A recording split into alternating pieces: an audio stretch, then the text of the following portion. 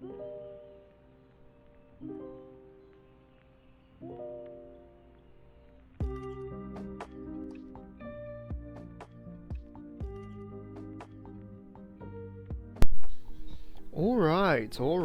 Hello. Hope you're enjoying the lo-fi. We are chill mode today, I guess. Time for something a little different. No video games are gonna be played today. This is something that I've been planning to do for a while.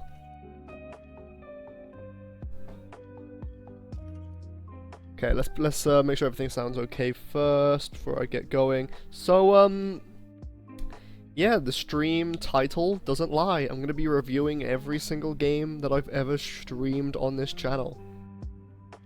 And that's it. That's all I'm gonna be doing. And the format of this sort of thing, one second, will be through this spreadsheet that I've made ages ago, and I've just been like adding games to it when I stream them. And it's got like all the basic information that you would need. The name of the game, the platform of which it was played on, whether it was emulated or not, the status of the playthrough, and I'm going to be giving them a score out of like 1 out of 10. The score I don't want to bring great importance to, that's like my personal enjoyment slash the quality that I think the game is, like a combination of the both. Very objective, there's no subjectivity there at all. And you know, scores shouldn't really be compared. They should only be compared if they're like within the same series, if that makes sense. And you got any additional notes and a link to the stream playlist, or like just the video as a one-off type deal. I'm gonna keep the lo-fi going. I was debating whether or not to have music in the background, because I was like, I don't know, maybe people would want to have their own music as I just talk, because that's all this is gonna be. I'm just gonna be like talking and giving my thoughts on these games.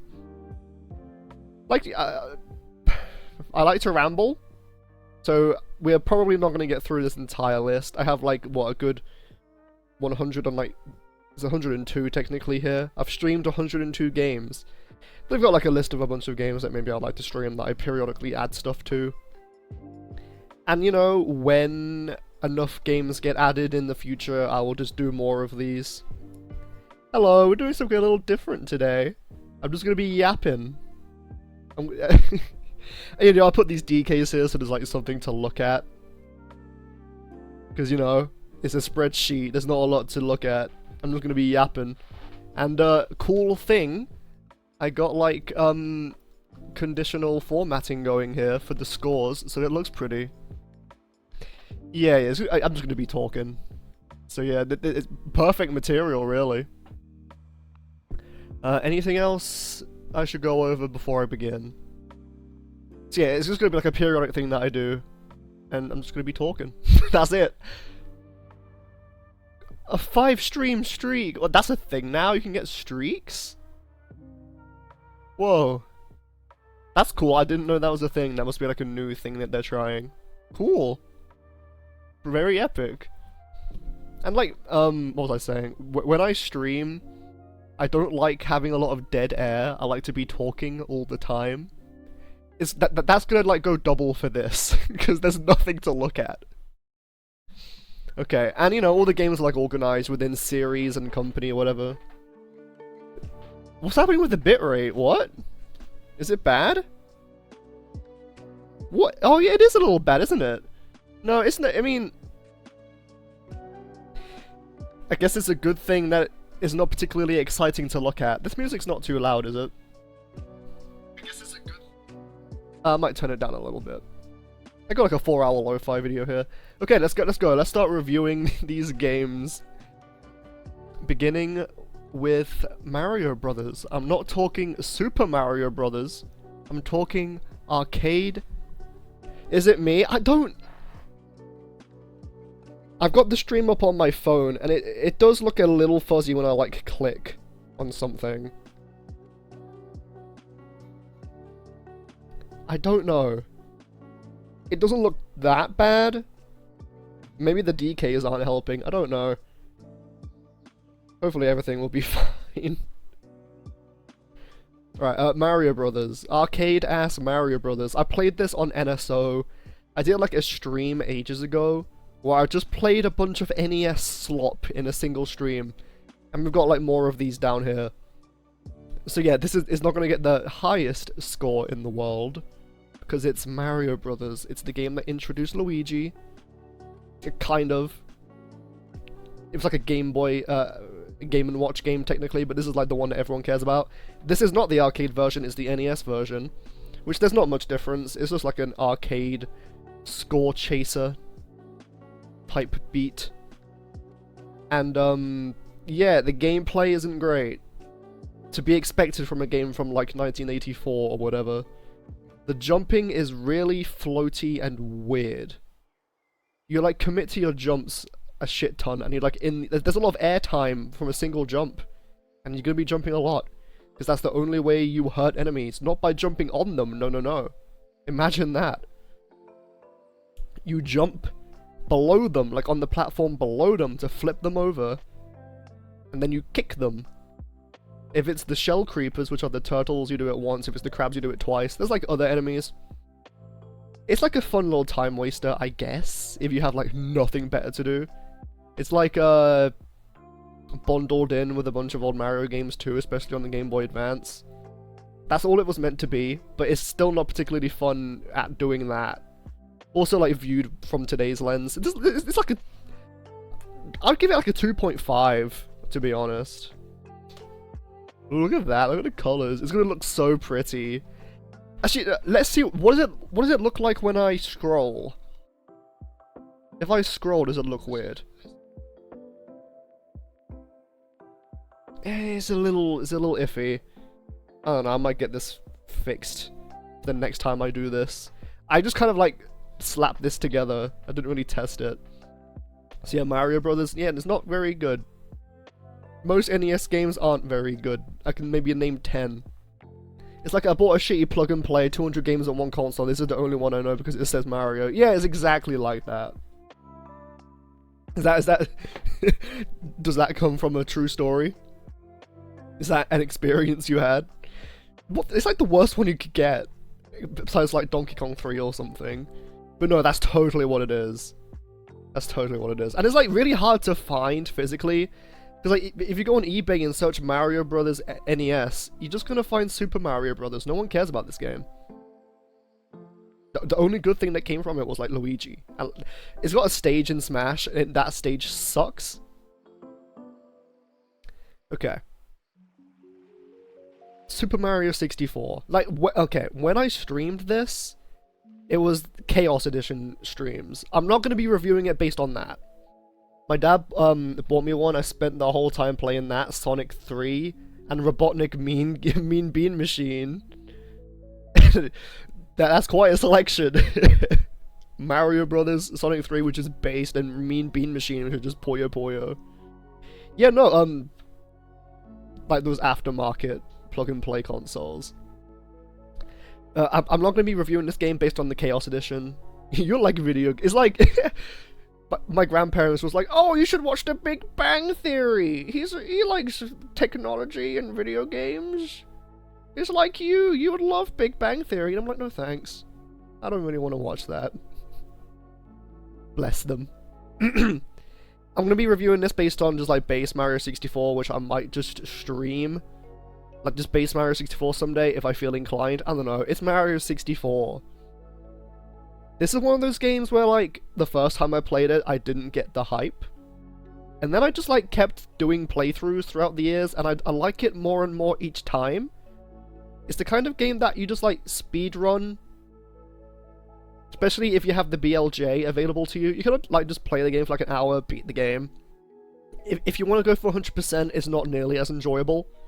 A lot of the missions are just kind of CBT. The boss fights aren't particularly fun.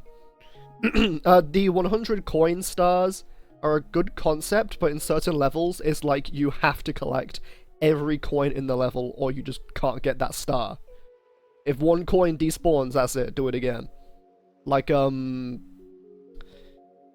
Docks has that.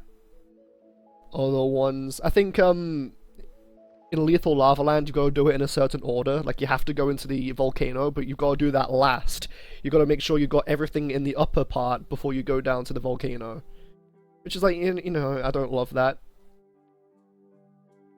But you know, the soundtrack's incredible, it's iconic. Visually, the game has aged quite a bit. It's very blocky, but there's like a charm to that. I like that Mario doesn't have fingers and it's just a brick for hands. And the texture work, there's a charm to it. It's all blurry and crusty. The UI as well. Getting Yoshi as a completion reward is nice. And you know, at the time it came out, it was like a big deal. 3D games were like Crash Bandicoot, it wasn't like fully open. And this game came along. It got a DS remake, which I don't think is nearly as fun, in my opinion. And you know, there's like the mysteries of this game, like L is real. Is Luigi playable? No. No, he's not. Well, he was planned to be, but he's not. I don't have much nostalgic attachment to this game. I think the first time I played it was like, I was 12 on like the Virtual Console, and I was like, this stinks. And now I kind of love it. I kind of love it. Every time I play it, I wanted to get better at speedrunning it.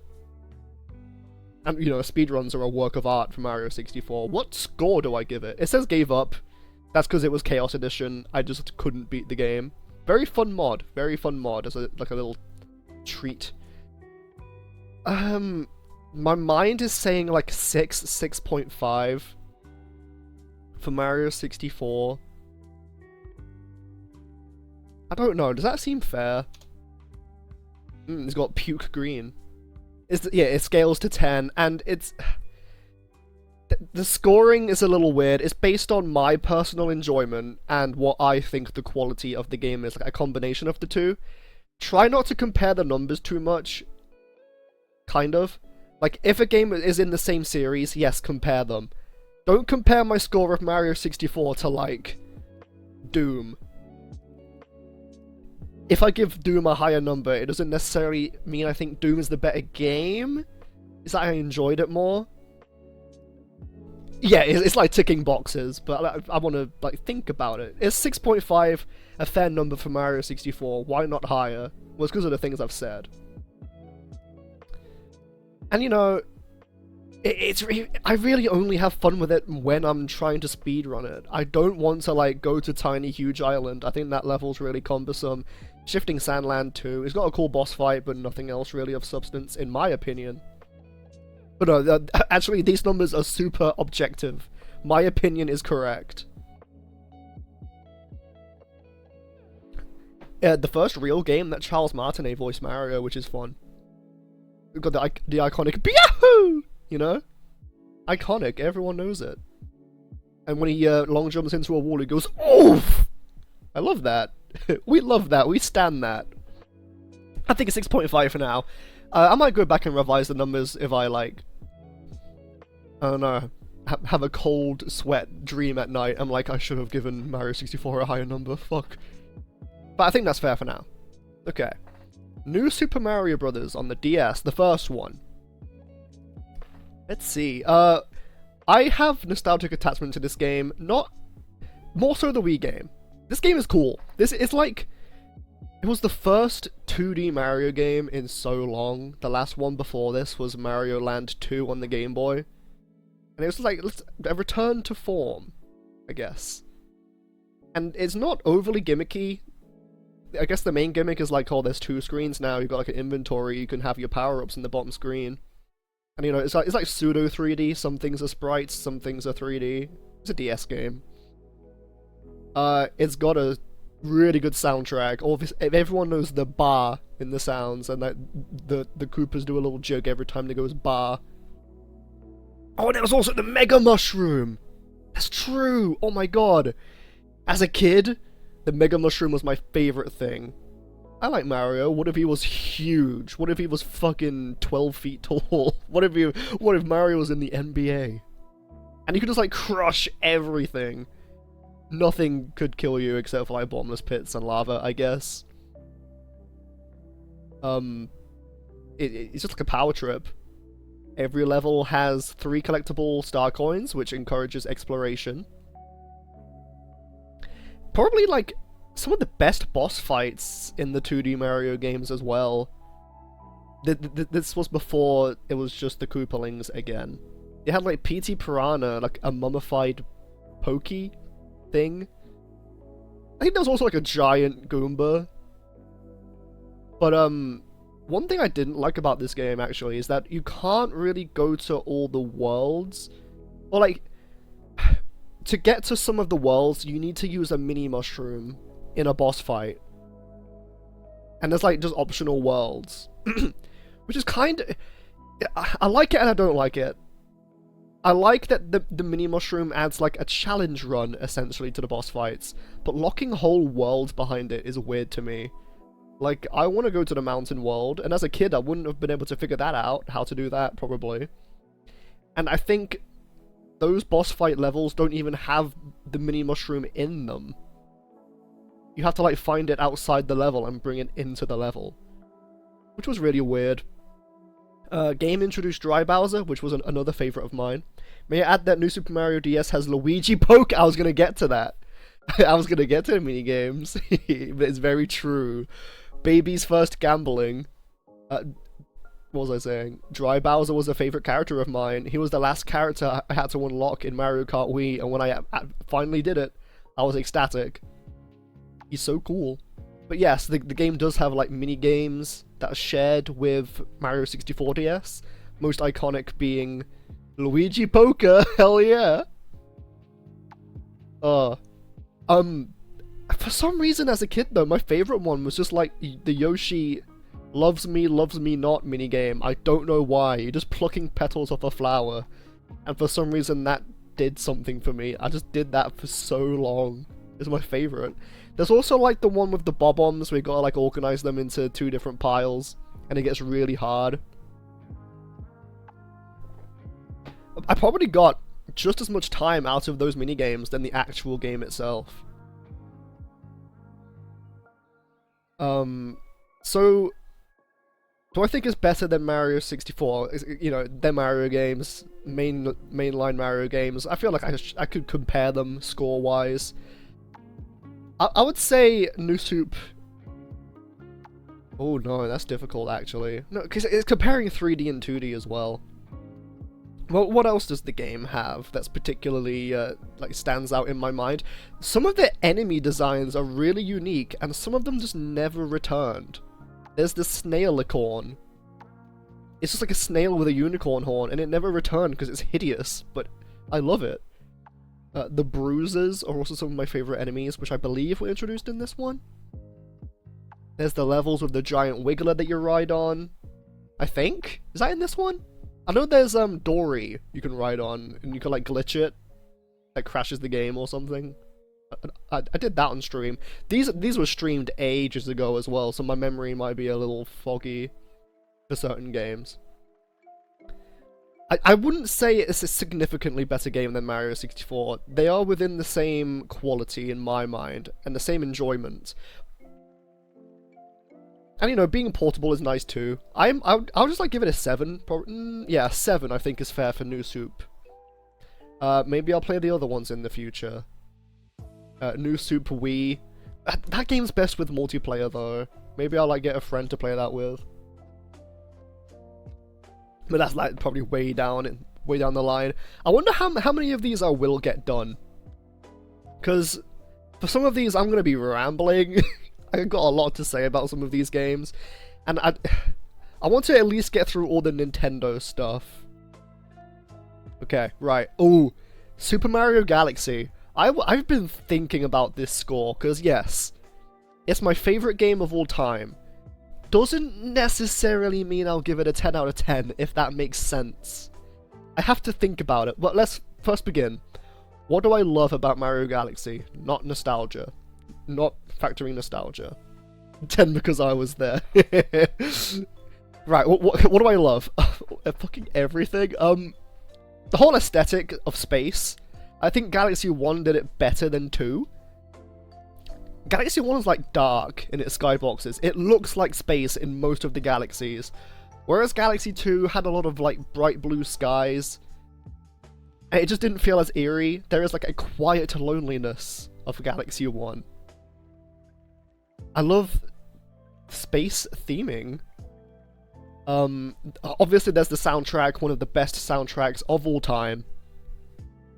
Without a doubt. There's Rosalina, new character. Everyone loved her, and rightfully so.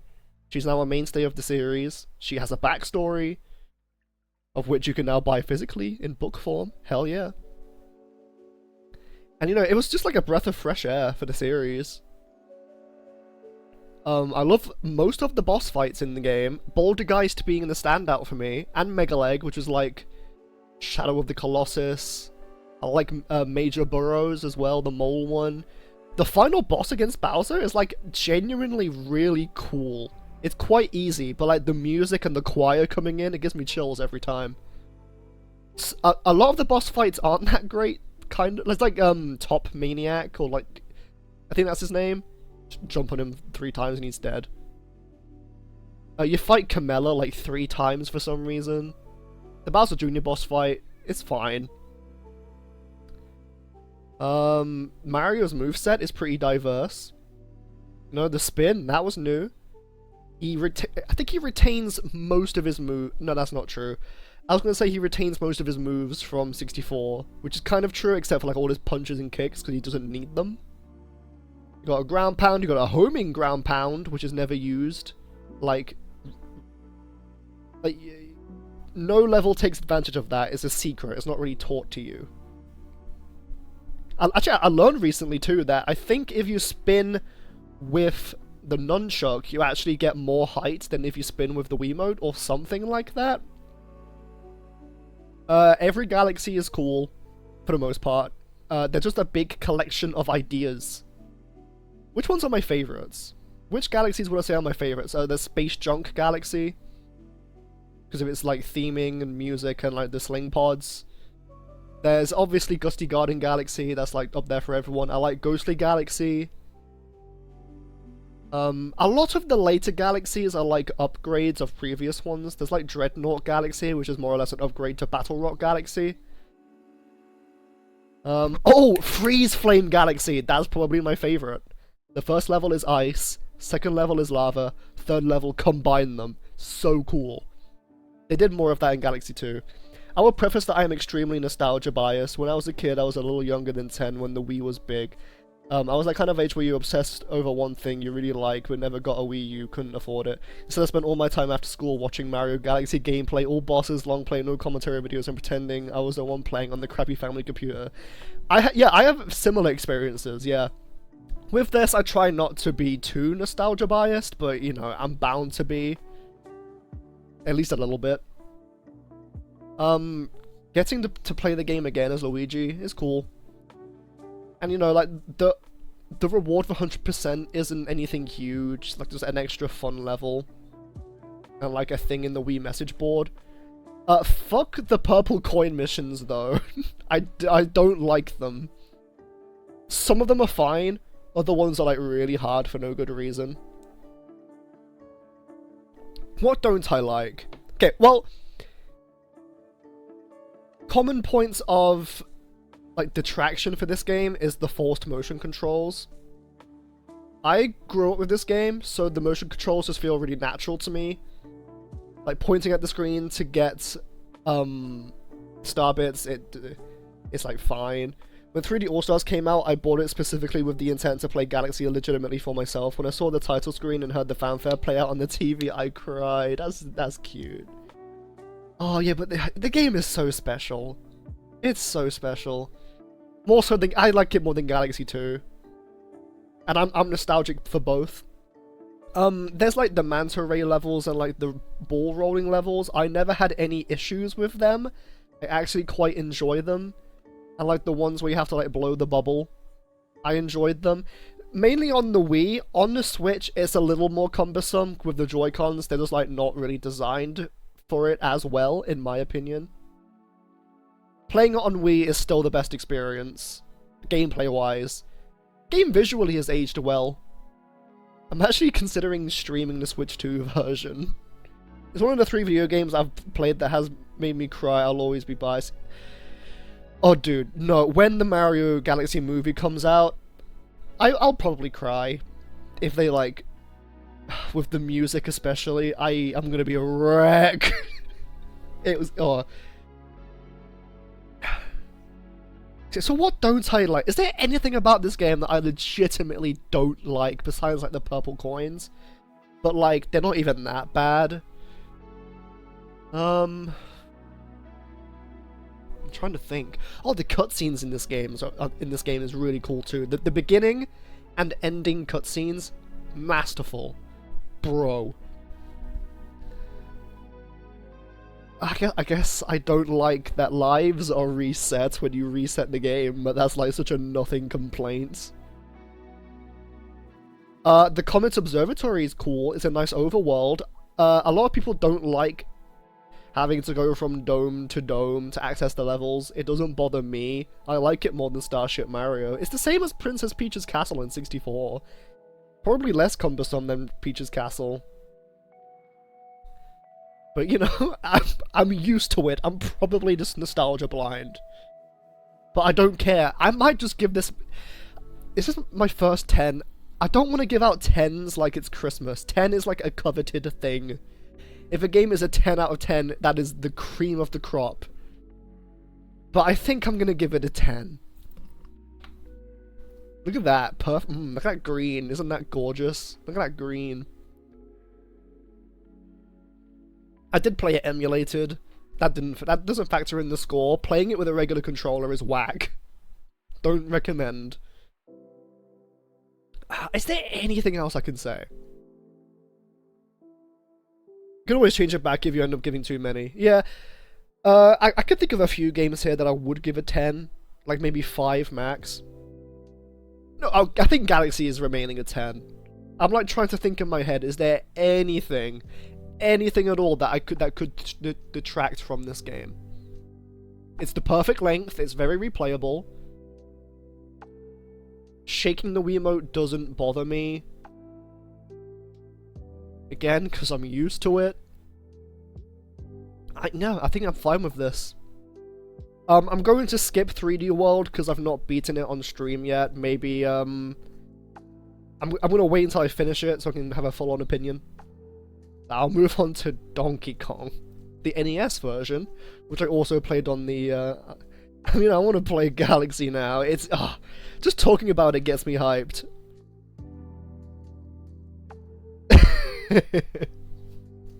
Alright, Donkey Kong, the NES version. I played this in the NES slop stream years ago.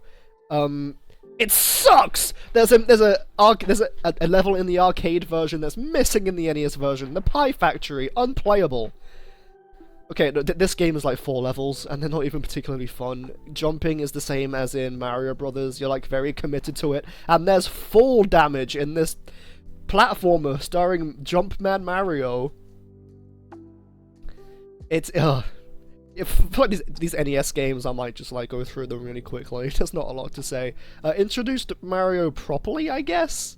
Not really. No, this is the first game he was in.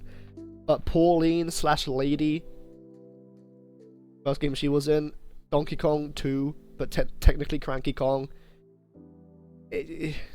What can I say? It's not fun. It's just not fun. This game is also like a 2. I would say it's worse than Mario Brothers, because like in Mario Brothers, like chasing your high score is probably more fun than in this, because there's like enemies and stuff. This game, like, you have the hammer, but if you have the hammer, you can't like go up the ladders, and you just gotta wait for it to finish. The song is cool at least. Even the stage in Smash that it's based off of is bad. No, this is a 2. It's not a 1. It's got a legacy. My keyboard is dead. God damn it. Where's my charger? Okay. Yeah, no, Donkey Kong. Not fun. It's got a legacy. That's it. My keyboard isn't working for some reason.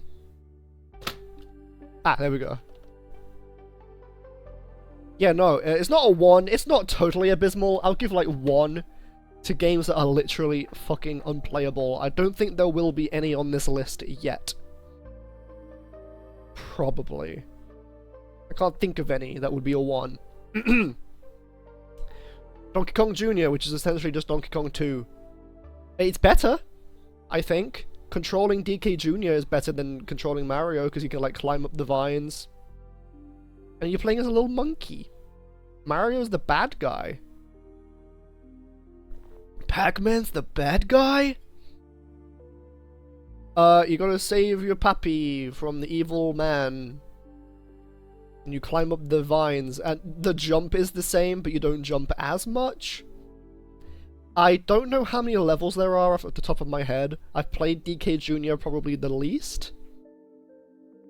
But I would still say it's better than original Donkey Kong. Not by a lot. It's like a 3 still. It's nothing special. I would imagine in the arcades these games were better. I mean, Donkey Kong, it was better in the arcade. There was a whole level in it that wasn't in the NES version. I don't know why they just didn't include the pie level. It would have just added a little more gameplay to this already anemic experience. No one except Mario Kart World Modern Slob Straight Line Simulator, they ruined it. You got a good point. No. I'm gonna be fair to that game. Okay, but Donkey Kong 3, weird fucking game. You play as Stanley the Bugman, and you blast pesticide up Donkey Kong's asshole. Not even like an exaggeration, that is the gameplay. As like DK shoots bugs and flies at you. I played it for 40 minutes and was like, nah, no thanks. That's fair enough, it's not for everyone. DK3, I kind of like this one. It's the gameplay is more fun because it's not really a platformer. It's kind of like Galaga. It wasn't that bad, I was just apathetic about it. It's like, yeah. But I'll save that for when we get there, yeah. It's a Galaga-like, kind of, this game. It's like a shoot-'em-up. Where you shoot a monkey up its ass with pesticides, or whatever, like bug spray. I like it, in terms of playing it, I like it more, but it's still like a 4. No, that's too high. It's like a 3.5. No, actually, no, it's still like a 3. I'll give it the same score. Ugh. Giving the same score twice in a row. Yeah, there's really not a lot I can say about this trilogy. It's just nothing. It's NES slop. But you know, it's got a legacy. That's what it is. Donkey Kong Country, here we fucking go. It's so good, I've got 2 infinitely rolling DKs on screen. Donkey Kong Country is one of the best... The first one, that is. It's one of the best, 2D platformers on the Super Nintendo. I like it more than Mario World. I love Donkey Kong Country. You play as a big ape, collecting bananas and stomping on crocodiles that go grrr when you jump on them. What's not to like? I've actually made a full-on video review of this game ages ago. Visually, yes, the game has aged. It's quite crusty, but it still has a charm to it. You know, it's a product of its era. It was big at the time that it was like 3D models converted into sprites. And I've said this before, but I would love a world or like a version of this game where they like remaster it with all the old assets and just like decrusted it. And you can just like see everything in its full-on early 3D glory. We're never going to get that. I doubt they have all the assets still. In terms of platforming, I think it feels better than Mario World, maybe? It feels different, at least. DK has a weight to him. He's very heavy.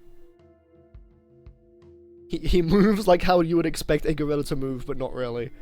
There's Diddy as well, who is different from Donkey. He jumps higher, is faster, but he can't kill certain enemies by jumping on them. DK is the brawn. So sometimes you have to like strategize between which monkey you want to use. A lot of the levels are very fun, it gets very hard at the end, There's like one level that I actively dislike, being Poison Pond, because the camera sucks. There's no camera control, which is expected for its time. The boss fights aren't that great.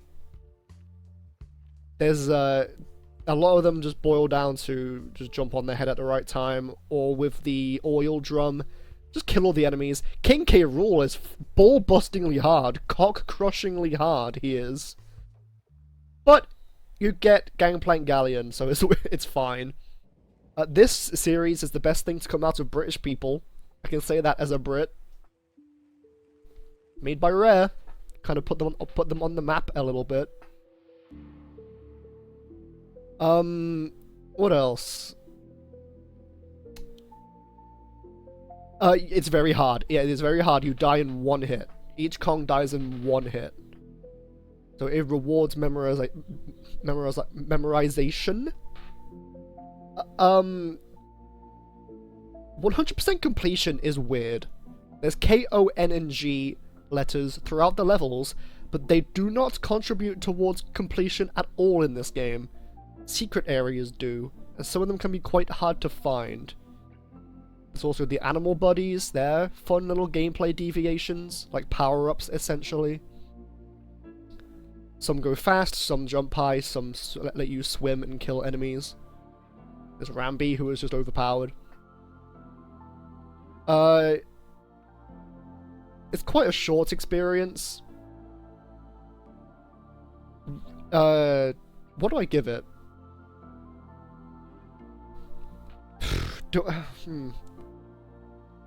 I think it's like a solid 8 out of 10, Donkey Kong Country. Which is, for an old game, quite high. And then they fucking did it again, but better in the next game. Donkey Kong Country 2 is still one of the best 2D platformers ever made, in my opinion. They took everything that worked from the first game and just, like, made it better. There's more collectibles, there's more variations of, like, animal buddies, and enemies, and different obstacles. There's Dixie Kong, the best character in the series, as he's amazing. Oh, I didn't even mention the fucking music in the first game. What gave David Wise the gall to make a soundtrack that good? They're really good. Play it on NSO, the rewind will save you. I don't know if you remember, but when I streamed the first DKC, in the chat, it was just like spelling banana differently. It was like banabna. It just like devolved into that. It was such a fun stream. Yeah, the fucking soundtrack goes without saying. Incredible. And the second game is just better than that as well. Stickerbush Symphony. What else can I say? It's pirate themed too. And I know I love me and my pirates. Banabna. Denoki Knog. Dindy Knog. That was such a fun one. I was up at a weird time and mind boggles, just fucking about. Completely delirious. You know, this game is just better. It's like a 9 out of 10. I would say it's a whole number degree higher than the first game. I've not played DKC 3 on stream. That game is a downgrade. Probably the worst in the trilogy, but still quite good.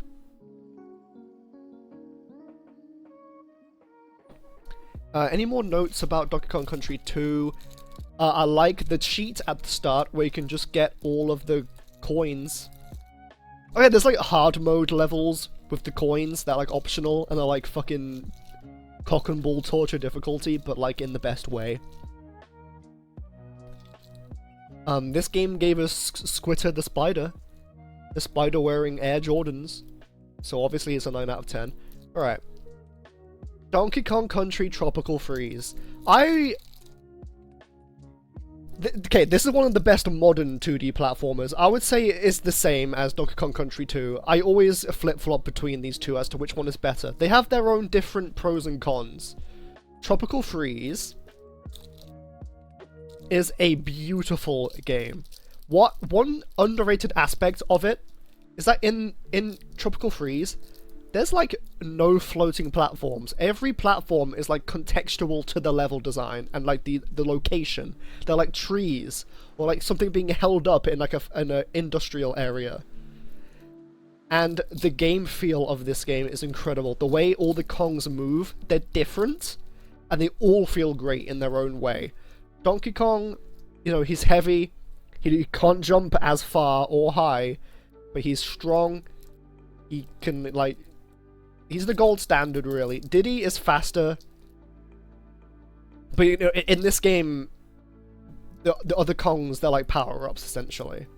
You can't play as them individually until you beat the game. Diddy gives you like a little extra burst in the air. Dixie's overpowered. You can just like breeze through the game with Dixie.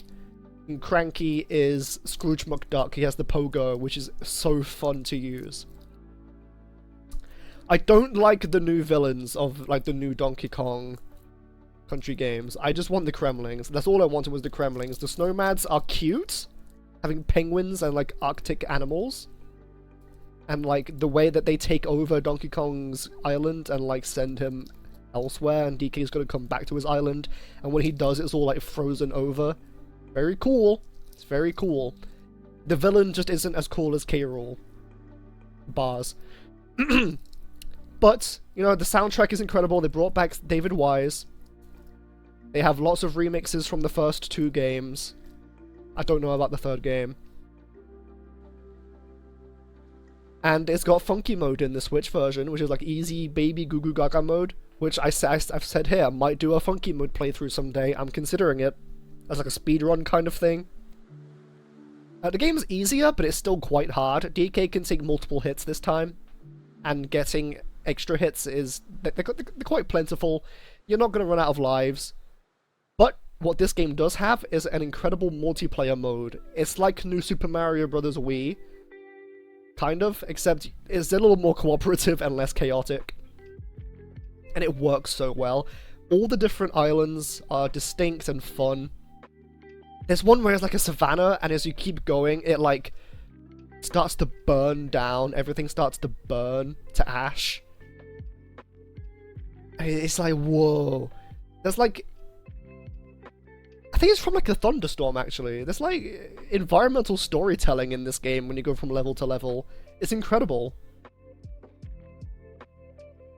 It's so good. But no, DKC2 and Tropical Freeze are the peak of this series. I will play Returns someday, most likely. And DKC3, and also Bonanza. Maybe DK64 even. Who knows? Right. Right, we have Yoshi. This is an interesting... It's kind of like a falling tile puzzle game. In a similar vein to Tetris, but not really? I don't know how to even describe this game. It's like you're flipping enemies around in 4 different columns, and you like gotta trap them in eggs. I don't know how to describe this. I really don't fucking know how to describe this game.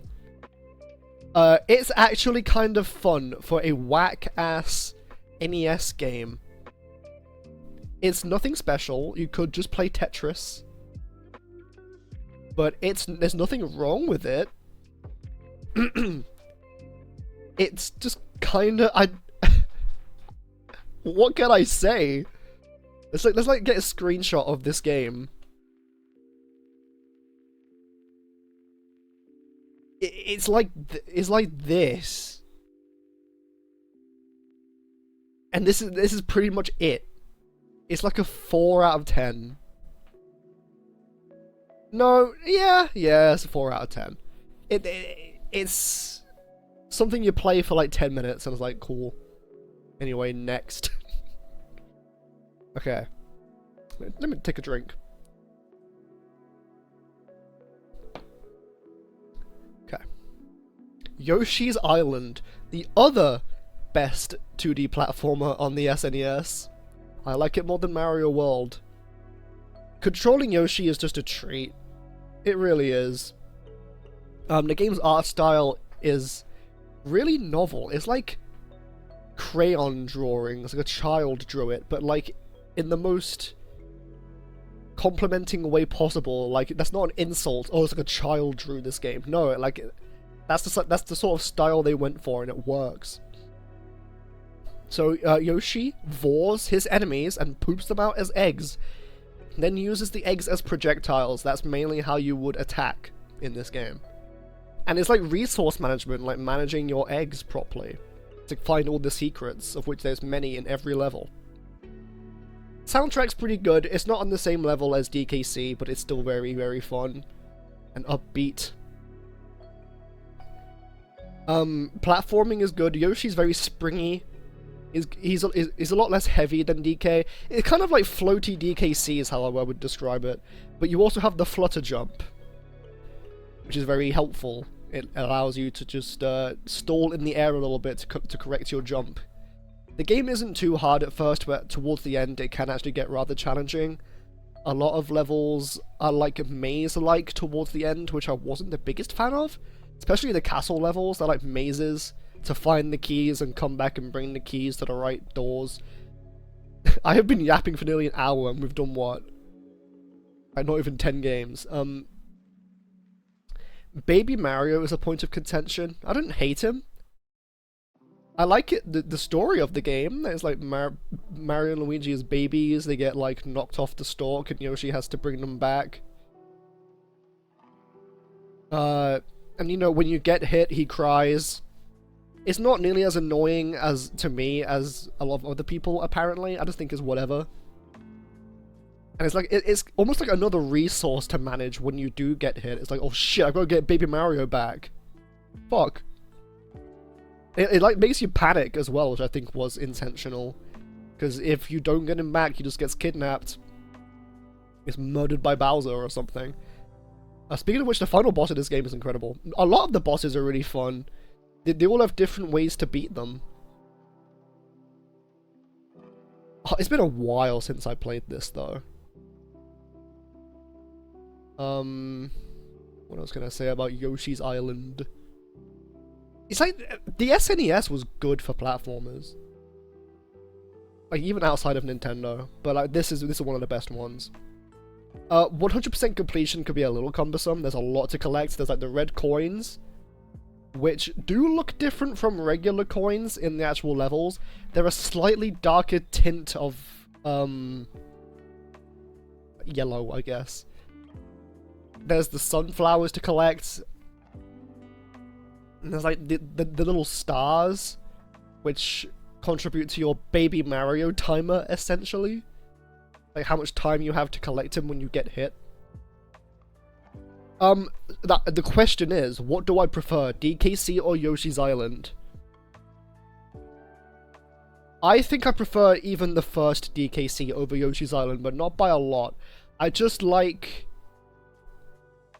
find resource management heavy gameplay loops stressful. I'm the type of person who hoards my items in RPGs, even... But mechanically... calling it resource management... It's a bit of a stretch, because like getting eggs in this game, I get where you're coming from as well. You know, getting eggs is usually quite easy, but if you run out, it can be quite annoying. You're not usually going to be at a dead end. I'll give this game a 7.5. It's just like a 0.5 degree lower than DKC in my opinion.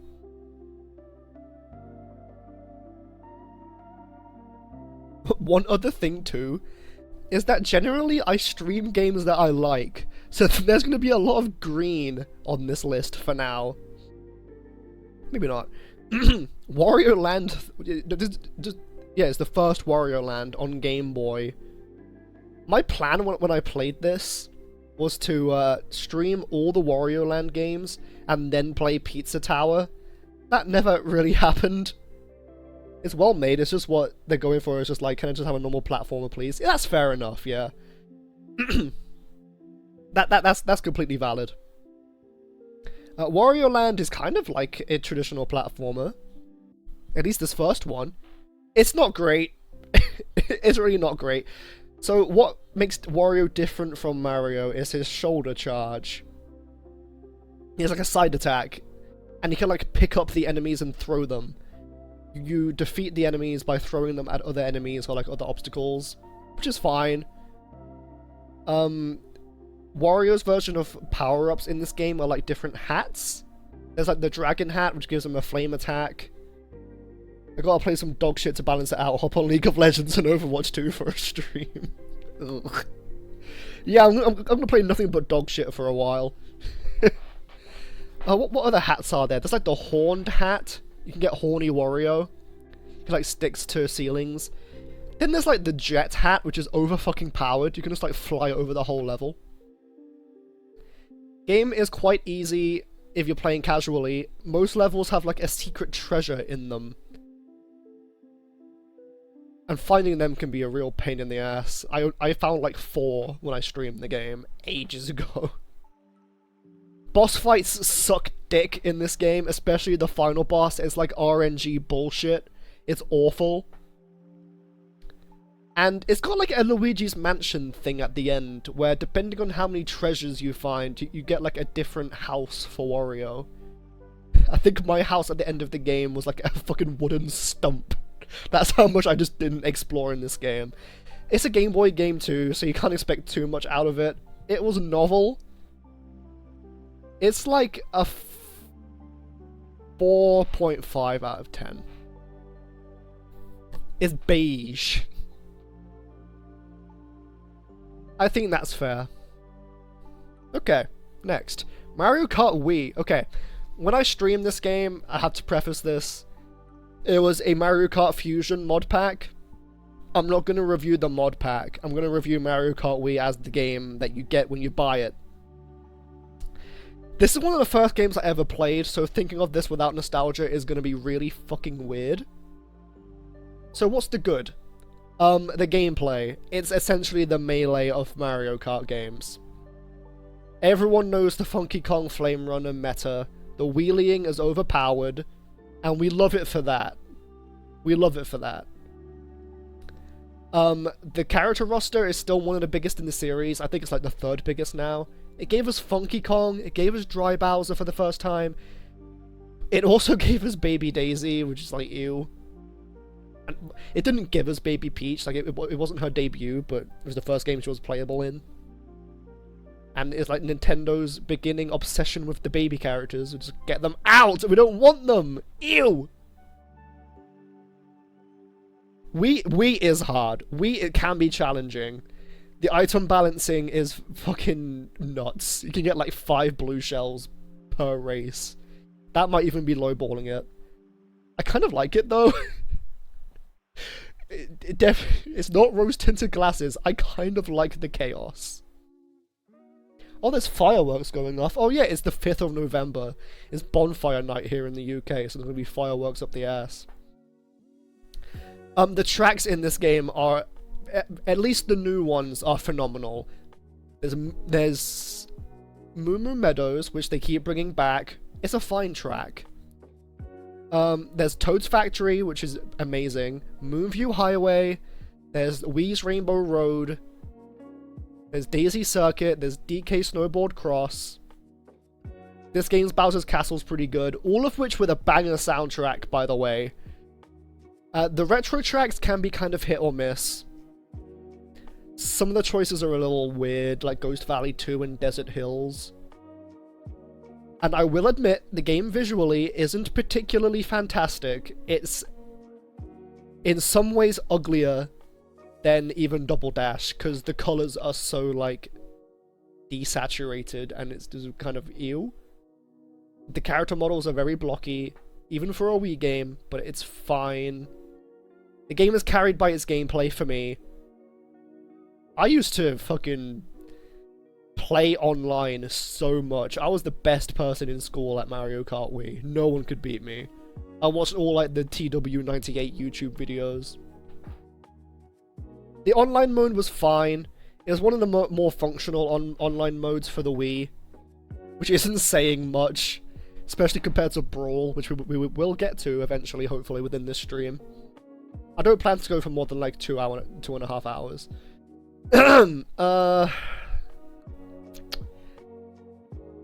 Oh yeah, mind-blowing moment for me, I think I've already mentioned this, was after I played Galaxy for the first time, hopped on Mario Kart Wii and unlocked Rosalina, because I played Galaxy. Huge. This game's battle mode isn't great, but I don't really play battle mode in Mario Kart anyway. If I'm being completely fair, this is like... This used to be my favourite Mario Kart game because I was nostalgia blind. Then I played and probably got into games like Double Dash, DS, and Mario Kart 8. This might now be my third favourite Mario Kart game. So... time trialing the expert ghosts can be really challenging too, but I think it's fun. You know, there's like only 3 properly, like, viable combinations to play online if you wanted to win. Whether that detracts from the game or not, the new power-ups. The Thundercloud sucks.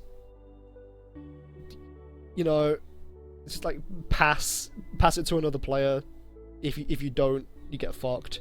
The power block is pointless, its only purpose is to remove items, but you can like avoid the stun. The Mega Mushroom is a cool idea, it just doesn't last long enough. It's like... This isn't objective quality, this is enjoyment. I'm giving it an 8. If I'm being fair, it's an 8. Custom tracks are amazing though, but that's not going to contribute to the score though. The modding community is huge. Oh wow, there are fireworks like right outside my house. Hopefully the dog's okay. Okay, Mario Kart 8 Deluxe. Here we go! We're getting into potentially hot take territory. Mario Kart 8 Deluxe is still the best game in the series, and I think it always will be. It depends how fucking hard they go with Mario Kart World DLC. Even before the booster course passed, this game was still peak. This game was still peak. The only thing that Mario Kart World has over Mario Kart 8 is art style. Mario Kart 8, after getting Mario Kart World, still kind of, it looks a little, it doesn't look ugly. The tracks themselves still look gorgeous. The character models, they don't look nearly as good. Especially DK. But the tracks, even before the booster course pass, almost all of them are bangers. The games are fundamentally different, yeah. World does not replace 8. They play too differently. There's 96 goddamn tracks in this game, and even like the worst ones are still kind of good. Like, what's the worst track in the game? Like Sunset Wilds? It's fine, it's functional. Drift, they mastered! They fucking nailed drifting in this game. Drifting has never felt better. And like all the minute little like meta optimizations you can do with your drifts, like soft drifting and stuff like that, and different kind of slides. For a little while, I was like grinding time trials before World came out, and I kind of want to get back into that. The character roster is fucking huge. Before DLC, it was like, really, the Koopalings, Baby Rosalina, Pink Gold Peach. But now we have Funky Kong, we have Diddy Kong, we have King Boo, we have fucking, Pauline. We even have crossovers, which I'm kind of indifferent to. I don't love that Link is in the game, if I'm being honest. It just kind of feels weird. But then we have, like, the F-Zero tracks, which they nailed. The fireworks are really distracting me. Oh my god, what else can I say? Oh, top 5 soundtracks in any game ever. The jazz. They went all on jazz with this game. Oh, it's so good. Every track's a banger. Even like the more boring ones, like Thwomp Ruins, is at least fun to drive on. That's what Mario Kart should strive to do, have fun driving. And we have it here. What don't I like? What don't I like? What don't I like? I'm trying to rack my brain around what don't I like. Coins as an item, but it's like not even that bad in this version because you have 2 item slots, I guess. Okay, I'm not the biggest fan of kart customization, I will say. I kind of just want to pick a vehicle and go with it. I don't care about what glider or what wheels I'm using. And especially if you're like playing with other people who take forever to pick their fucking wheels and shit, it's like, just pick a car and go. But it's like, I don't know, it's not that bad. Negative things about Mario Kart 8.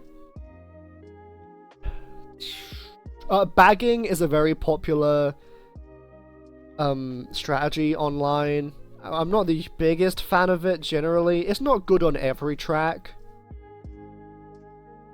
Like on some tracks like Cheeseland, it's more or less required that you bag, and it can feel a little cheesy, no pun intended. I don't want to give it a 10, because I don't think realistically it is a 10. Like I said, the character models look a little funky. And you know, there's all of that I just mentioned. I think a 9.5. It is on the cusp of being a 10, but not quite, in my opinion. Mario Kart World, Mario Kart World, Mario Kart World. Okay, good things first. The game is fucking gorgeous. I love how every character looks. The characters have never looked better. Even DK, I love his new design. The Mario characters have personality in their designs again. They're not just plastic copy and pastes in every game. And I'm so happy about that. Game visually looks great. It kind of had to be to show off the Switch 2. I don't really have many issues with how the game looks. And the soundtrack is incredible. I feel like for this soundtrack though, they definitely went for a more low-key, lo-fi feel. And there's a lot of quality, quantity over quality in this game with the soundtrack. They have like over fucking 200 tracks from throughout the Mario series. And you know, it's cool when like Space Junk Galaxy comes on, you point at the screen, rub your belly and giggle to yourself and go, oh my god, nostalgia. The new soundtrack, like for the new tracks, don't really stand out to me personally because you barely get to fucking hear the music for the new tracks, because you only get to spend one lap in the new tracks. Okay, intermissions. I don't have a problem with them, or I wouldn't have a problem with them if they weren't forced upon you. When you do Grand Prix, you have to do the intermission tracks. When you play online, they are pushing you to do the intermission tracks. For a while, that's all you would fucking get, until people complain loud enough and they kind of went back on it, but kind of. My experience with World was that, I will admit, it is beautiful, but because of that I get just as much enjoyment out of watching it than I do playing it. I accidentally don't want to play it because either you go in a line or whip out the textbook and go, if I charge a jump for 2.31 seconds coming up to this letter, 463 yank, yeah, okay, yeah. Yes. It's very fun to watch, to play. The game feels slower. There's no 200cc, which is baffling to me. The parkour mechanics, I am mixed on. It's cool. The shortcuts that you could pull off are cool. But it also invites a try-hard mentality, I think, when playing online. If you don't know how to, like, skip all the corners optimally with the parkour, or know where all the rails are, it's kind of, you know. The straight line intermissions, some of them are good, but like the ones, especially the ones that are majority on water, are so boring. They invite a bagging strategy. The game's very chaotic, having 24 players per race. I enjoy the chaos in Mario Kart. But it feels like if you're in like the middle of the pack, you're just gonna get pelted with items the whole race. If you're like in front, if you're front running in a lot of scenarios, you just kind of avoid most of the item spam. Or if you're at the back, you can like pass everyone when they get hit with the item spam. It's a little weird. The new tracks, some of them are cool. I like Boost Cinema. The idea of Boost Cinema is nice. They just didn't expand on it at all. There is no decent middle for the skill level. Either you can go into your settings, turn on auto acceleration, smart steering, and auto use items. and not come in last versus 150 CPUs. Or pull out your PhD in Mario Karting on... Yeah, that's the thing, yeah. Playing online is like... There's a very clear divide in skill here. They have like a skill-based matchmaking system, kind of. But I can't find a full lobby for the life of me. I feel like this game may be dying. It's a Mario Kart game that's dying. At least over here in the UK. I don't know. Maybe North American servers are a little different. I don't know. The character selection, I like playing as the Goobers. I like that you can just play as a fucking crab or a bat or a skeleton of a fish. I like that. I don't like all the costumes taking up their own spot on the character roster. Why couldn't it just be a drop down for each character or something? Especially in multiplayer, there's like fucking 30 pages of characters because all of the costumes are there. I like the costumes, but the character roster is cluttered. It's just full of shit. I think hate is a strong word, but I dislike more about the game than I do like. However, even the stuff I like, they didn't do right. Yeah, it doesn't replace 8 at all. 8 is still going to be thriving. My score will probably change when they inevitably do DLC. It depends how they do DLC, however. The battle mode sucks. It's so bad. They did exactly what they did in base Mario Kart 8 Wii U and just made the tracks the battle mode courses. Verbatim. The items are cool. I like most of the new items. They're whatever. Item balancing seems to be fine. Golden shrooms are kind of busted on intermissions. Makes me hate them even more. See, the score is going to be difficult here. The score is going to be so hard. It's not going to be... It's going to be below a 9. But I feel like 7 is too low.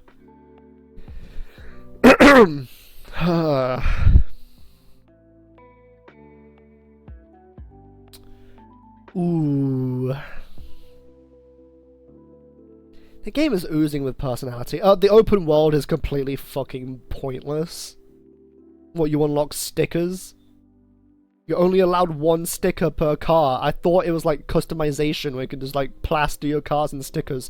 Some cars, the stickers aren't even visible. What is the point? You couldn't even track them until they updated it. Unlocking characters is a baffling mechanic. It's RNG. With the Kamek item, I think it is... I want to say 7.5 for now. That feels a little harsh, but that's my real opinion. As you said, the menu is bad. Knockout Tour... Yeah, oh yeah.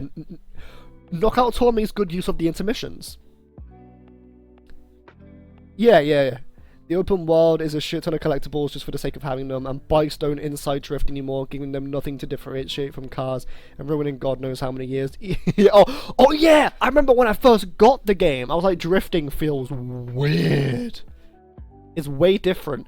Different doesn't equal bad, but when you're following up a game like Mario Kart 8 Deluxe,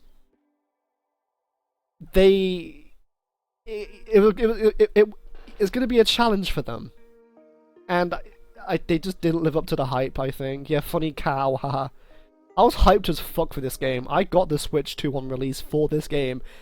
And I regret it. I regret it. But, you know, it is what it is. It's a 7.5. Might get bumped up with future updates. We will see.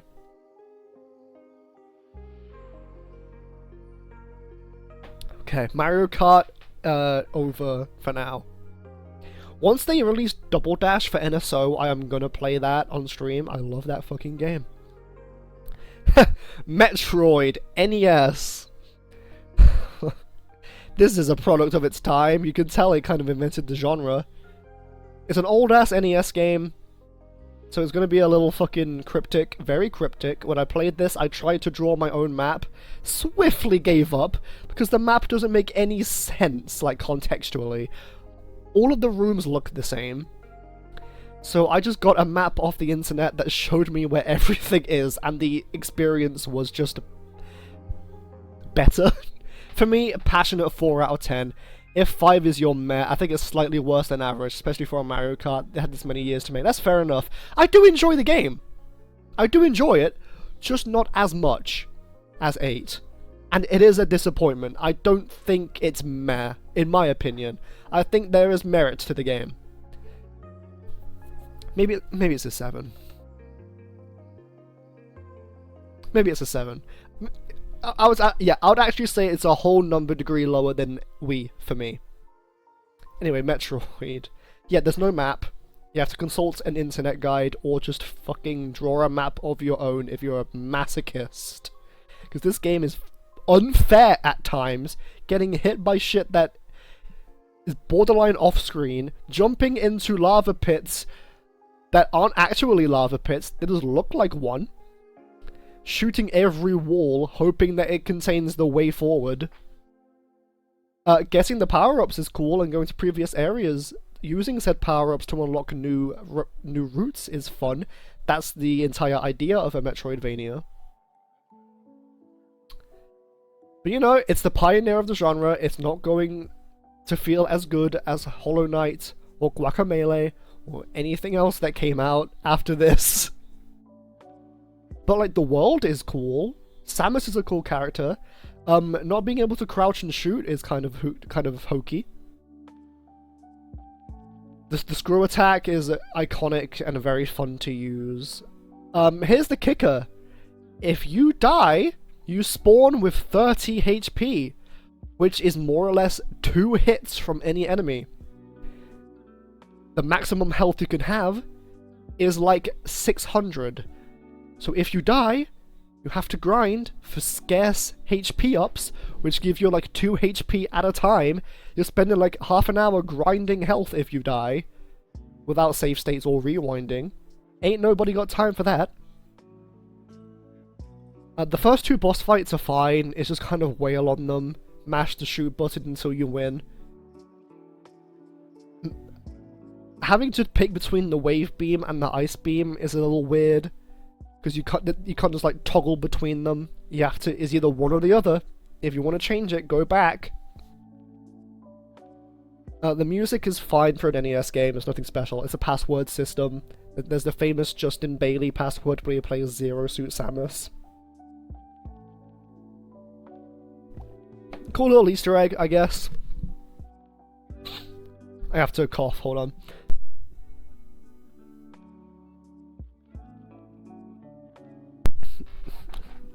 Mario Kart World is gorgeous to watch, and I love the outfits. Aurora Rosalina, yes.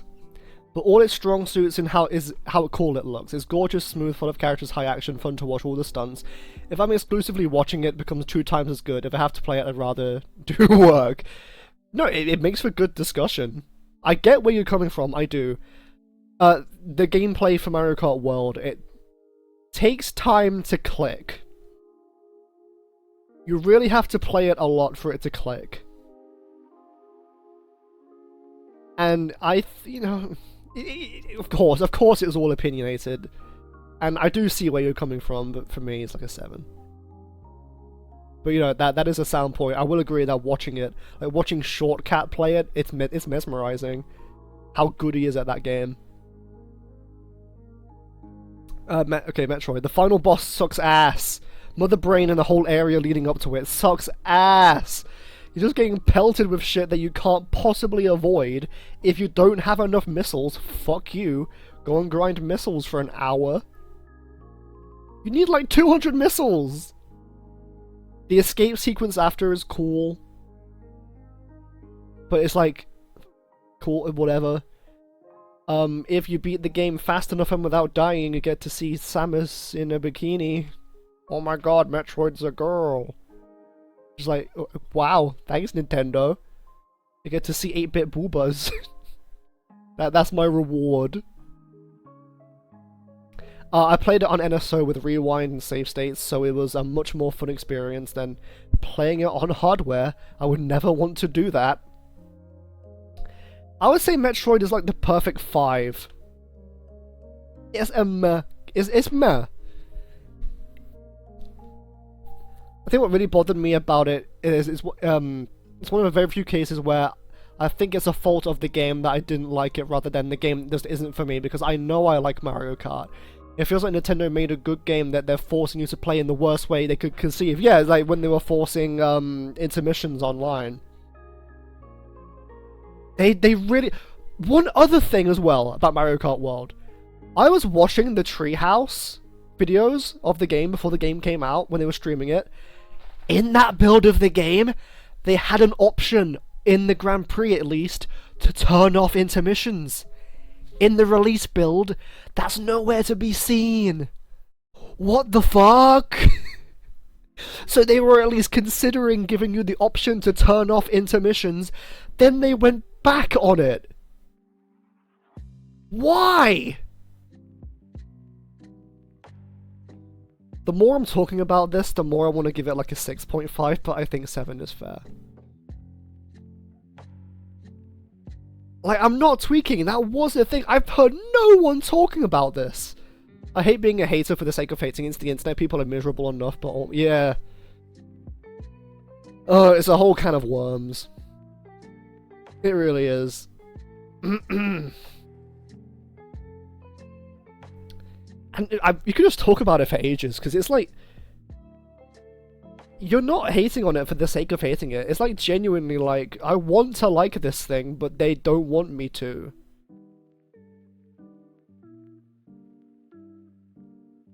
Intermissions in what is literally the pro-choice debate in New Bay. Kind of, yeah. But at least give me the option, damn it. Oof. Okay, moving on to an actually good racing game, F-Zero GX. Okay, yeah, story mode was attempted. Yeah, I'm not beating that shit. Game is hard as fuck, but my god is it fun. Going fast has never felt better. This is the peak of F-Zero, which isn't saying much because they're never going to make a new one. The cutscenes are wacky, poorly animated, motion capture, and I love it. The massive selection of characters that are all fucked up in their own different ways. The music is really good in F-Zero GX, surprisingly. It's a lot of like rock and metal. The story mode though, I'm never beating that shit. The thing is, conceptually and mechanically, it's so good. Why are you making me play this shit once and go on the fucking Odyssey-ass journey to the West Quest for a single invisible sticker and a pokey in a hat? You don't even get costumes for the goobers. That's what I wanted. I wanted, like, Snow Pokey at least, and, like, Boomerang Bro. No, even Dry Bones doesn't get costumes. He got fucking scammed. DK and Pauline get one costume each. Hey, but at least F-Zero lets you customize your vehicle properly. You can make emblems for your vehicle. You can do that in Mario Kart DS, not this new one. Not in Mario Kart World. I hope if they make DLC for Mario Kart World, it's not like a DLC island. Just the tracks will do. I don't give a shit about driving from one to the other. No one does. Well, no. There is a subsect of people online that actually like it, which is fair. Fair enough, you know. Like what you like. F-Zero GX. Just gonna keep breaking apart my discussions with Mario Kart World, which is fine. It makes good discussion. I need to cough. I think I'm coming down with something. I also need to like breathe. I'm just like yapping because I hate having dead air when all there is to look at is a white spreadsheet.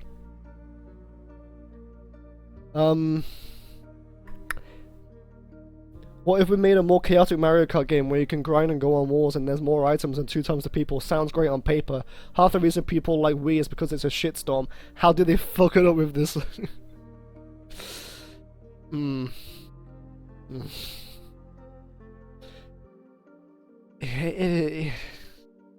I am faithful that they are at least listening and will try to fix some of these issues. They just need to completely overhaul the online. Because that's what most people are playing, is the online. They need to overhaul it. Have an intermission mode. Which is kind of what, Knockout Tour is, but nobody really wants to play Knockout Tour. They just want to do a Grand Prix. I don't know. I'm not really sure what to say about F-Zero GX. Story hard, game hard, speedruns are gorgeous. There's a lot of tech in this game that I just don't understand. It's like 7.5. That's like, I bet I'm gonna give a lot of 7.5s. That's like the game is good. The game is fun. Number. Can I have one Inside Drift bike? Too many Christmas pre. I mean, the bikes aren't even optimal. Everyone just uses the same two vehicles, like that blooper one. Actually, no, I think there is one, like, meta bike now. I don't know. I don't really care. I don't care about the meta for this game. I'm enjoying this. I'm enjoying this discussion about video games. Kirby's Return to Dreamland Deluxe. I consider Return to Dreamland to be the quintessential 2D Kirby game. It's probably the best one that's not too gimmicky. Like, it doesn't have mechs. I'm sure Planet Robobot is like the more fun game. I've not really played it. I like how basic Return to Dreamland is. It's a return to form. It's like, it doesn't do anything particularly well. It's just kind of good in every regard. I think they should have removed character stats for World. 2 bajillion characters with everyone playing fucking Swoop. I kind of like that though. I like that everyone's just playing the bat. I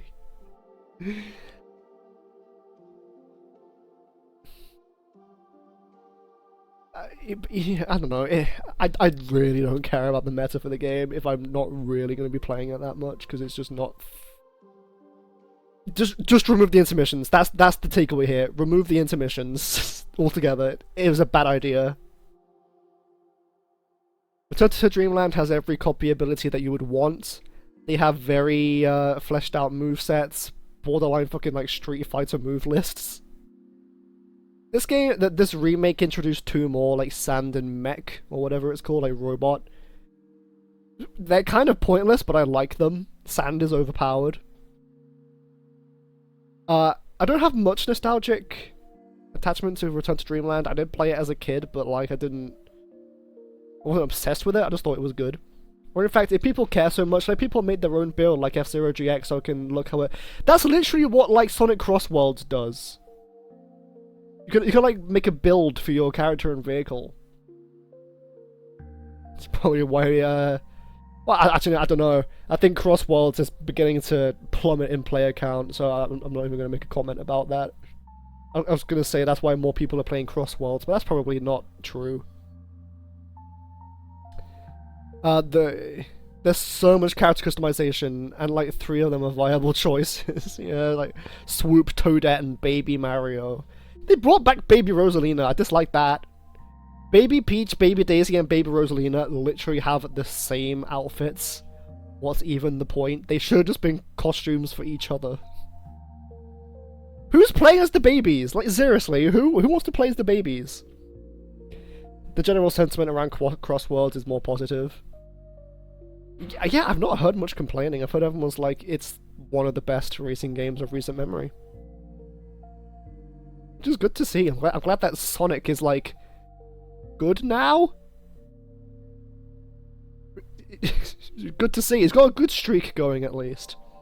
Anyway, Kirby, the art style for this remake.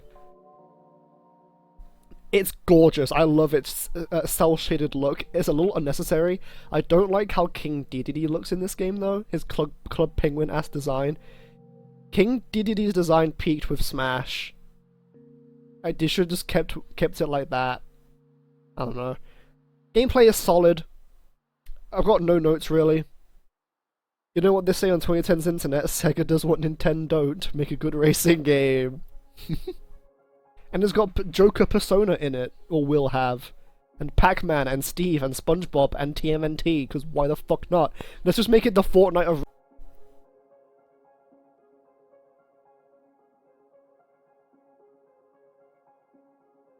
Are we back? What's happened? I don't know, are we going or not? I genuinely don't know. The stream just fucking crashed.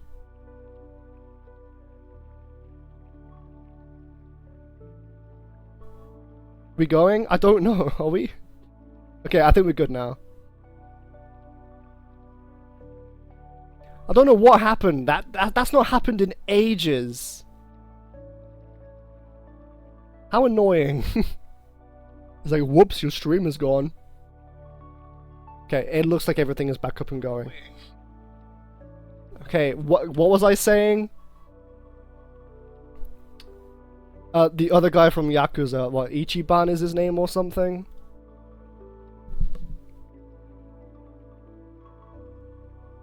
I'm gonna have to like stitch the VODs together when I can be asked. Okay, Kirby Return to Dreamland Deluxe. It's good. It's like an 8 out of 10. I'm all out of water. And now I've lost track of how long I've been going.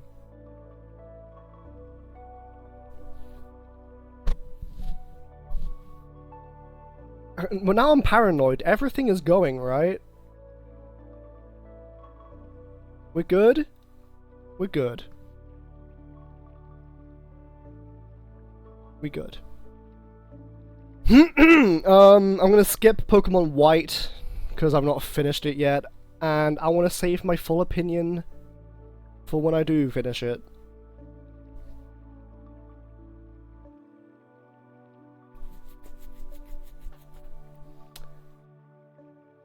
I've not even got past the Nintendo stuff yet. Yeah, I'm definitely not doing this in one go. There's gonna be like 3 different streams at this rate. But that's fun, I like this. Pokemon Shield, I streamed this like almost 4 years ago as a Wonderlock. I never finished it, but I'm just going to review it as Pokemon Shield and Sword, just like Gen 8 generally. It's a very middling generation for me. The Galarian Dex is one of the most solid ones, in my opinion. A lot of bangers.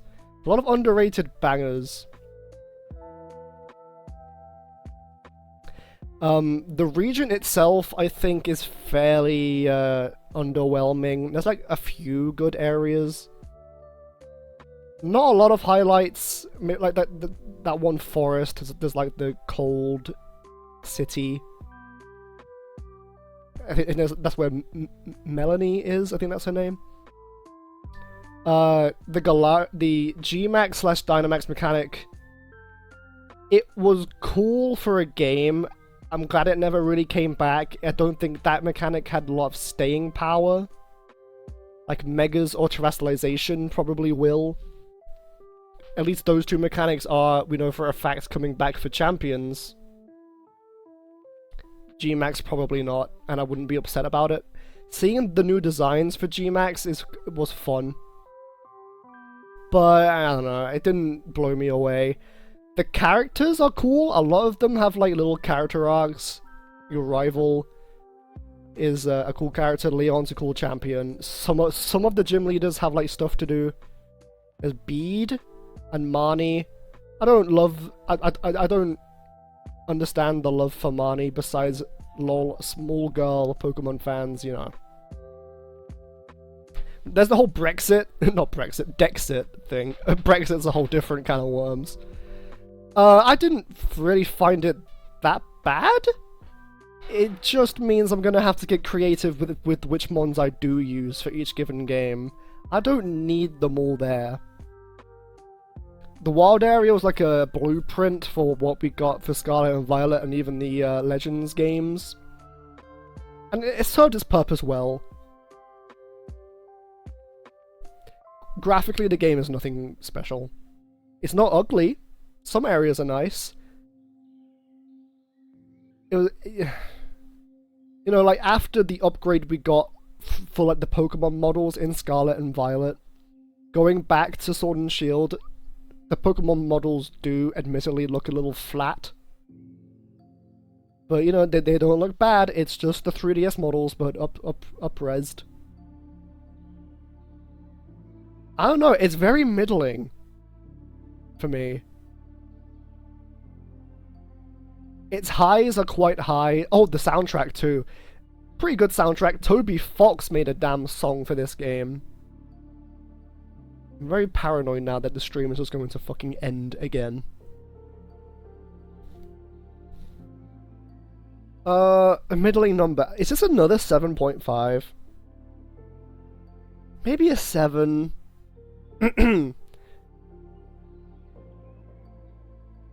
Don't compare the numbers. I was going to be like, it's not on the same level as Mario Kart World. They're not comparable games. They're two different genres in two different series. I think it's a 7. No, it's a 7.5. Yeah. Yeah. I would say so. Okay, Pokemon Snap. The N64 one. Hot take, I don't really see why so many people love this game so much. I don't see what's so special about it. It's like an hour and a half long. It's a first-person shooter, Lamau. It's fine, it's inoffensive, but it's like you're just taking pictures of these blocky Pokemon models ripped from Stadium. And then Professor Oak goes, "These are wonderful!" Or like you take the best picture of your life and he goes, "Nah, this sucks." Take a picture of like a Bulbasaur taking a shit. And he's like, "Oh, this is the best picture I've ever fucking seen." His like ranking system doesn't make sense to me. Or like the way he scores the pictures. But you know, whatever. It's on rails, there's like a decent handful of levels. The whole appeal is like going back, taking better pictures of the Pokemon, or discovering new Pokemon through like little like puzzles, I guess, like mini puzzles within the levels, or like using the right items at the right time to summon Lapras or something. And the whole goal is to like reach Mew, take a picture of Mew, and the way you do that is really weird.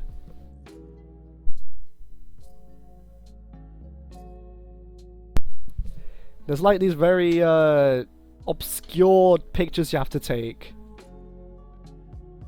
And you gotta take like 4 different pictures of certain objects to reach Mew. I don't know. I didn't love it. I didn't love it really that much. It's not terrible. I think it's a little overrated is all. New Pokemon Snap, on the other hand, is one of the best looking Switch games and is actually kind of fun. There's just more to do. But that's also with them having like 10 times the amount of Pokemon to use. It's like a 5 out of 10 for me. Yeah, it's middling. It's whatever. I wanna get through this Nintendo bulk. I might stop it at Sonic. And I'll just do these streams periodically. Okay, Smash Bros. Brawl. I'm gonna review the entire game and not just Subspace. This has been fresh on the mind. I was going to make a video out of my streams of Subspace, and then fucking Alpharad made his video on it, and I'm like, well, god damn it, I'm gonna have to wait a little bit now. Annoying. Okay, Brawl. Very much the opposite of Melee, for better or for worse. It's the casual player's Smash Brothers. It's kind of what Sakurai wanted Melee to be. The whole competitive scene of Melee was like an accident. It was not planned. So they just took out all the fun stuff from Melee, like movement-wise, replaced the air dodge with a boring one that you can't directionally control. There's tripping. For some reason. The game's art style is very divisive. I think it's funny how pseudo-realistic it all is. It's like, oh, this is gonna be graphics in 2008. You can see all the seams in Mario's denim. You can see fucking all of DK's fur. Snake has a huge ass, like a camel toe. Oh yeah, first game to have third parties. Sonic and Snake, which is huge. Subspace is the big thing. Having a story mode with cutscenes, it's just cool. Yeah, the story makes no sense and there's no dialogue and the enemies are really ugly and disturbing, but it's charming. The Great Maze sucks and Taboo is confusing. But it's cool. I like it.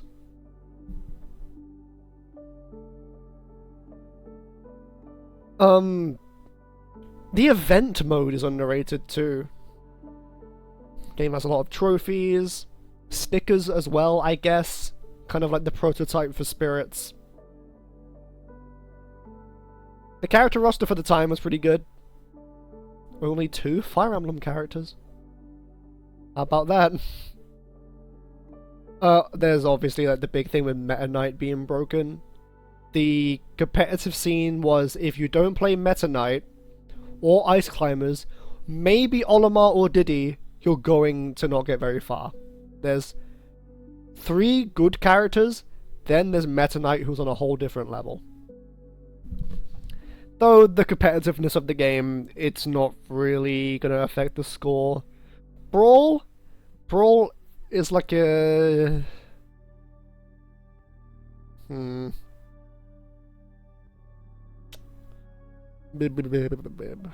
don't know. Soundtrack was good. It was the first game to have like a My Music section with like a bajillion songs per stage. It's an 8. I think it's an 8. Maybe 8.5. No, it's an 8. It's an 8. And if Brawl is an 8, Ultimate has to be like at least a 9.5. Is Ultimate a 10? I don't think so. I don't think Ultimate is going to be a 10 for me. World of Light, I don't dislike it. I just think it's kind of cumbersome and a little boring at times. I wish there was more to do. The opening cutscene kind of, after a cutscene like that, everyone's going to be underwhelmed at the lack of anything else.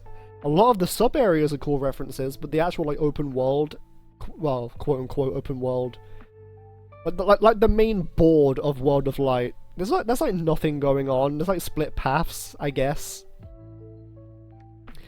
You cannot complain with the character roster. Yes, some of the movesets feel a little outdated. And the DLC went kind of crazy. I mean, there's Steve, you know, Kazuya.